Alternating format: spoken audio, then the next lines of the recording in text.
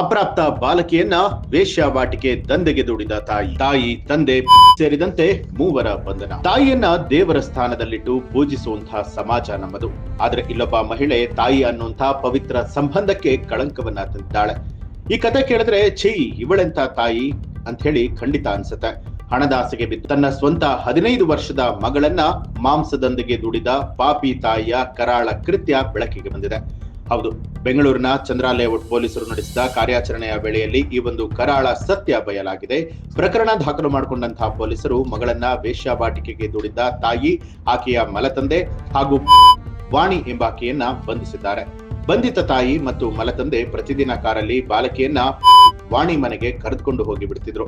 ಅಲ್ಲಿ ಬಾಲಕಿ ಸಂಜೆಯವರೆಗೂ ಕೂಡ ಗ್ರಾಹಕರ ಕಿರುಕುಳಕ್ಕೆ ಬಲಿಯಾಗ್ತಾ ಇದ್ಲು. ಬಾಲಕಿ ಜೊತೆ ಮಂಚವನ್ನ ಹತ್ತೋದಕ್ಕೆ ವಾಣಿ 6 ರಿಂದ 10,000 ರೂಪಾಯಿ ಹಣವನ್ನ ನಿಗದಿಪಡಿಸ್ತಾ ಇದ್ಲು. ಇದರಲ್ಲಿ ಅರ್ಧದಷ್ಟು ಹಣವನ್ನ ತಾಯಿಗೆ ನೀಡಲಾಗ್ತಾ ಇತ್ತು ಅನ್ನುವಂತ ಆಘಾತಕಾರಿ ಮಾಹಿತಿ ತನಿಖೆಯಿಂದ ಬಹಿರಂಗ ಆಗಿದೆ.